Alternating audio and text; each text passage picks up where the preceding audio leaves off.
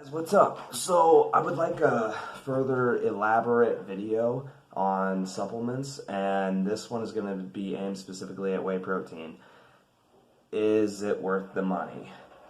In my humble opinion, after 6 years straight of never missing a scoop, or the 2 to 3 that I was taking every day, is it worth the money? No. I do have arguments against it, but first I just want to tell you that whey protein is marketed as something that absolutely helped these bodybuilders get as big and strong and ripped as they are. No. No. It was food and drugs. Simple as that. So, as far as protein goes, protein is critical. It's what we're made of. Protein and water. It is critical. You can't get around it. You need protein. However, you don't need as much as they market that you do. A lot of people suggest, well, by people I mean businesses, because they're shady like that. But a lot of businesses will recommend that you get about 1 gram per pound of body weight. That's absurd. You only need about a half a gram, maybe even 0.3, or 0.4 grams per pound of body weight. Way less than, they illustrate. Protein is metabolic, however. What does that mean? It means that it helps to up your metabolic rate so that way you can increase your activities and feel better and recover. When you eat protein, you are replenishing the proteins that are lost in daily activity. Even just walking around, going to the store, doing whatever it is you're doing, you're losing protein. It comes through the skin and you're breaking it down. So you need to replenish that protein.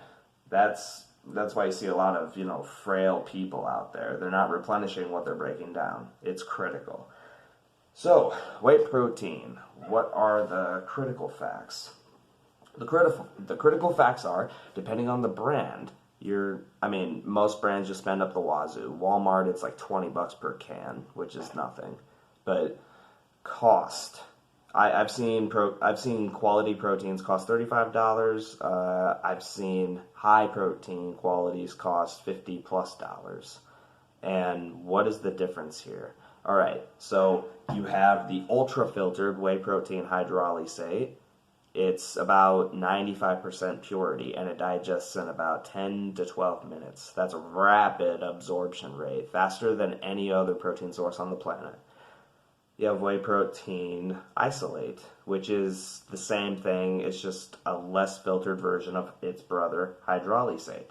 So whey protein isolate, it's about a 90% purity rate, about 15-minute digestive time. Not much different. And then you have whey protein concentrate. Whey protein concentrate is the one that starts out before these two. This one starts out first. Trying not to flip you off, guys.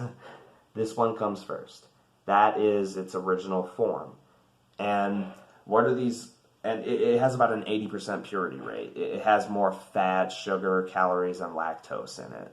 The other two proteins are cleaner. They're basically just straight protein. They have basically no carbs as well. So whey protein concentrate has about a 20+ minute digestive rate. It depends on the proteins that you buy. Some companies even spike them, which means that the nitrogen level is not what they say it is, and therefore you're probably getting maybe 18% per scoop. So you're looking at about, in reality, if the container says that it has 25 grams, it could be as low as 15 to 18 grams per scoop instead.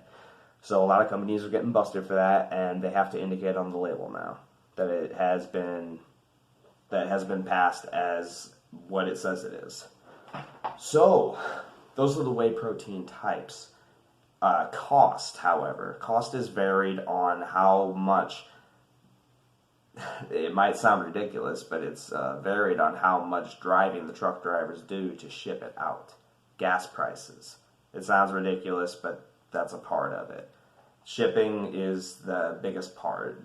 Shipping could damage it because, mountains versus, way down here on flat streets. Like there's all kinds of damage that can be done to these proteins as they're being shipped. So gas prices have a lot to do with it. Now, what is it made of? It is actually All right, imagine a container here. Aged cheese is sitting in it. This is the cheese that you buy in the dairy department that you all know and love. Except me, I hate it, but that's a different story. All right.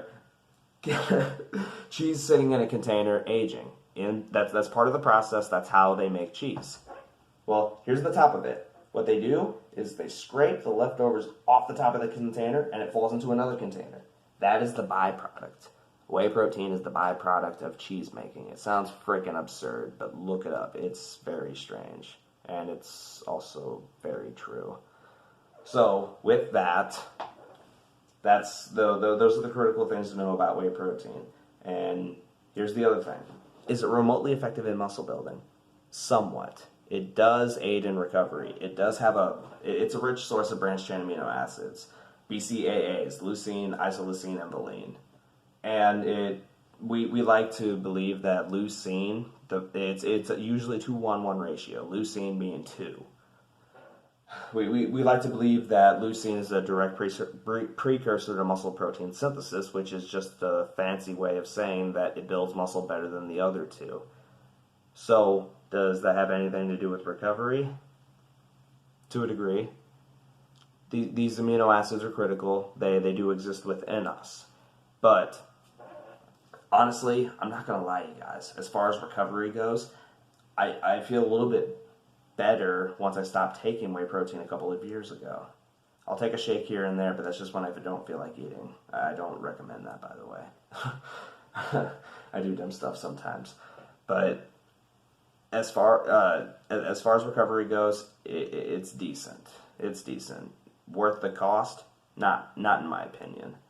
Here's one thing I really like about whey protein is that people who don't want to eat all of their weight in food, they can use it. They can use a 25 to 30 gram of protein scoop to help fill those gaps so you don't have to eat all that food.